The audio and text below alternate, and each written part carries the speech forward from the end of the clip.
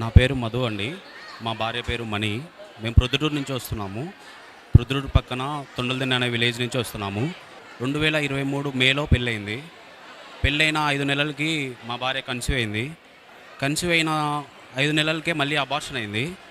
Abortion అయిన తర్వాత హాస్పిటల్కి వెళ్ళి చెక్ చేసుకున్నాము. 6 నెలల వరకు అసలుకు పిల్లల వరకు ఏం ఆలోచన పెట్టుకోవద్దండి, అంతవరకు రెస్ట్ తీసుకోండి అని చెప్పారండి.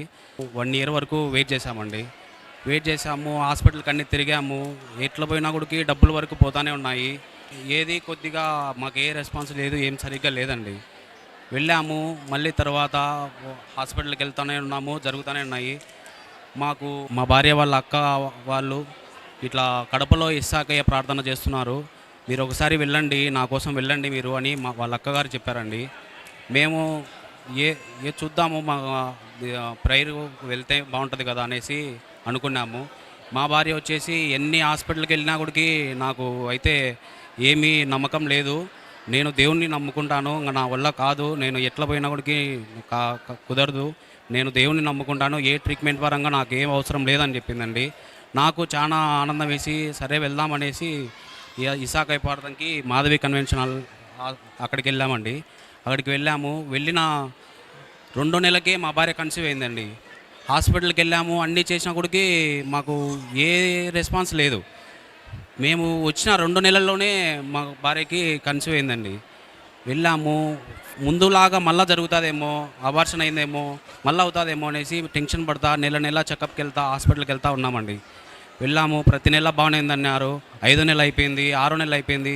ప్రతి నెల మేము ఇసాకయ్య ప్రార్థనకి వస్తూనే ఉన్నాము. 7వ నెలలో బాగానే ఉంది. 8వ నెలలో నేను ఇసాకయ్య ప్రార్థనకు రాలేకపోయాను. నేను వచ్చేసి కార్ రెంటల్ తిప్పుతూ ఉంటానండి. సో కొద్దిగా డబ్బుల పరంగా ఇబ్బంది పడి బాడుగలకు వెళ్ళానండి. ఆ నెల 8వ నెలలో నేను ఇసాక ప్రార్థనకి రాలేకపోయాను. ఆ నెలనే నాకు యాక్సిడెంట్ అయిందండి. కార్ యాక్సిడెంట్ అయింది. యాక్సిడెంట్ అయిన వెంటనే ఎందుకు ఇట్లయింది అనేసి చాలా బాధపడాను. మా భార్య అందుకు చాలా బాధపడుతుంది. వచ్చాము, ఇంటికి వచ్చిన తర్వాత ఎందుకో వెనకేసిన తర్వాతనే ఇట్లా అయింది అనుకున్నాము. మళ్ళీ 2 నెలలు కూడా వెనకేసాము, 3 నెలలు వెనకేసాము. 3 నెలల నుంచి మాకు చాలా ఇబ్బంది పడినాయి. 3వ నెలలో మళ్ళా మేలో మా బాబు డెలివరీ అయ్యాడండి. డెలివరీ అయ్యాడు. ఇప్పుడు మళ్ళీ ఈ మంత్ మేము మళ్ళీ వచ్చాము ఇక్కడికి వచ్చాము. మేము అసలుకి మా భార్యకి ఏదో వైరస్ ఉండడం వల్ల అసలు కన్సీవ్ అవుతుందని గుడికి చాలా వరకు చెప్పారండి. హాస్పిటల్కి వెళ్ళింటే ఆ టెస్ట్ చేయించాము. టెస్ట్ చేయించడం వల్ల అక్కడ అమ్మాయిలకి కొద్దిగా వైరస్ అనేది ఉంటుంది, ఈ అమ్మాయికి కొద్దిగా ఎక్కువ ఉంది అని చెప్పారండి.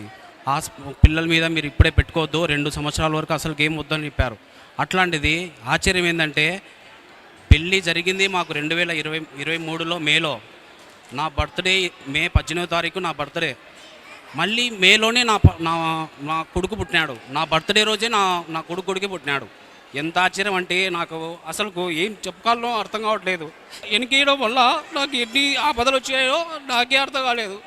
ఎంత చిత్రహింసలు పడినానో నాకే అర్థం కాలేదు. దేవుడు లేకపోతే నాకు బాబు ఉండేవాడు కాదు, చాలా ఇబ్బంది పడేవాడిని. ఎట్లనో దేవుని వల్ల నాకు బిడ్డ దొరికాడు. నేను ఇక్కడికి రావడం వల్ల నాకు బిడ్డ దొరికాడు. మేమంతా ఇప్పుడు ప్రజెంట్ బాగా సంతోషంగా ఉన్నాము, ఏ సమస్య లేదు.